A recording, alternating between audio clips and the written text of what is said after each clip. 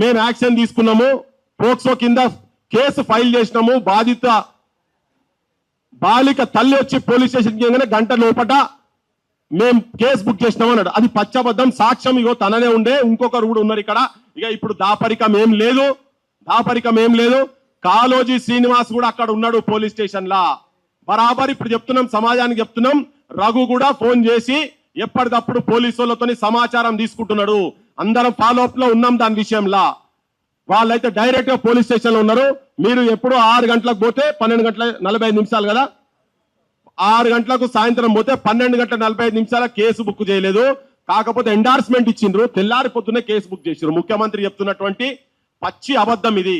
దాంట్లో ఇంకొకటి ఏంది, ఆయన ప్రియమిత్రుడని వేదిక మీదే ప్రధానమంత్రి ముంగంటే చెప్పిండు, ప్రియమిత్రుడని సంబోధించిండు.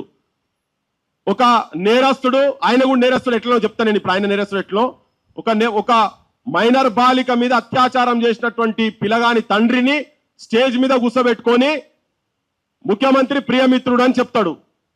నిన్నగాక మొన్న జూబ్లీ హిల్స్ పోలీస్ స్టేషన్ లో ఒక కేసు అయింది, ఒక వారం రోజుల కింద.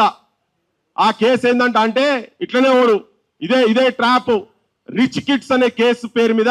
అయితే వాళ్ళ తల్లిని ఇట్లనే ఒక అమ్మాయిని వాడుకొని, మైనర్ అమ్మాయిని వాడుకొని పైసలు వసూలు చేస్తున్నారని చెప్పానంటే తల్లిని కూడా తీసుకుపోయి బొక్కల వారేసిండ్రు.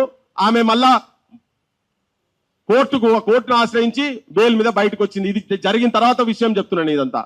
సో వీళ్ళిద్దరు ఒకటిగా ఉండి బండి సంజయ్, ముఖ్యమంత్రి రేవంత్ రెడ్డి ఇద్దరు ఉండి ఆడుతున్నటువంటి నాటకంలో ఇక్కడ వీళ్ళు కంప్లైంట్ ఇస్తేందుకు వచ్చిందని బషీరాబాద్ పోలీస్ స్టేషన్ లో కంప్లైంట్ ఇస్తున్నారని తెలిసినాగానే కరీంనగర్ లో కౌంటర్ కేసు ఫైల్ చేపించిండ్రు. అది దొంగ కేసు. అది ఈయన గంట సేపటి అంటున్నాడు.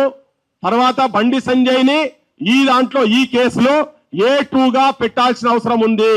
పోలీసులు, కాంగ్రెస్ ప్రభుత్వం, రాహుల్ గాంధీ కూడా ఏమైనా రాజ్యాంగం మీద పొద్దుగా లేస్తే చేతిలో పట్టుకొని తిరుగుతుంటాడు కదా, దాని మీద నమ్మకం ఉండి నీ గవర్నమెంట్ మీద నీ ముఖ్యమంత్రి మీద నీకు పట్టుంటే A2గా బండి సంజయ్ని చేర్చాల్సిన అవసరం ఉంది. ఇది నేను చెప్పేది కాదు, చట్టం చెప్తున్నది.